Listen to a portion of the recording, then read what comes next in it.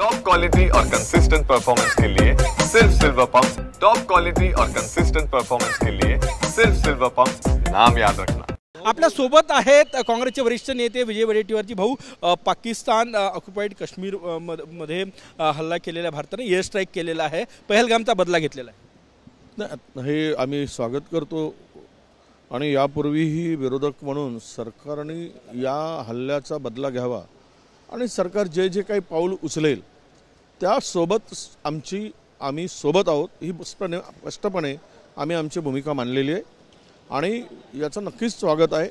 एकदा पाकिस्तानला काय तो धडा शिकवावा।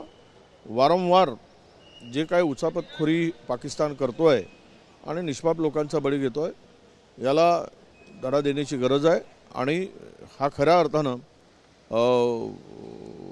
ही जे सुरुवात केलेली आहे याचा नक्कीच मनापासून आम्ही त्यांचा या सरकारच्या या निर्णयाचं आणि मिलिटरीचं स्वागत करतो। जैश ए मोहम्मद आणि इतर आतंकवादी ठिकाणांवर निशाणा केल्या जवळपास आणि पाकिस्तानी आर्मीने स्वीकारलेलं आहे ते की हल्ला झाला। नक्कीच आम्हाला मी सांगितलं की याचा बदला घ्या म्हणून संपूर्ण देश सांगत होता, विरोधक सांगत होते। त्यामुळे सरकारने हे जे पाऊल उचललं आहे यातून पाकिस्तान धडा घेईल आणि अशी अद्दल घडवायची की पुन्हा हिंदुस्थानकडे वाकडे डोळे काढून बघायची त्यांची हिम्मत झाली नाही पाहिजे। आणि भारत शक्तिशाली देश आहे।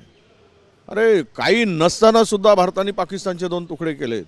चीनवर अतिक्रमण करत असताना अत्यंत तोटक्या परिस्थितीमध्ये त्यावेळेस त्यांनी भारताने पाऊल उचललं होतं।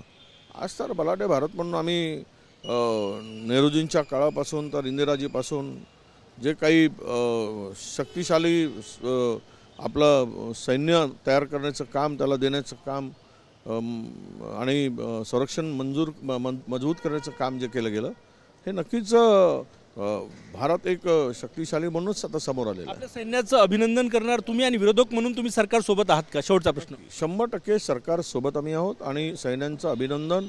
सैन्याने लढावं आणि पूर्ण देश या कामगिरीला सलाम करतोय। खूप खूप धन्यवाद। कॅमेरामॅन सचिन सयाम सोबत गजानन उमाटे, TV9 मराठी, नागपूर।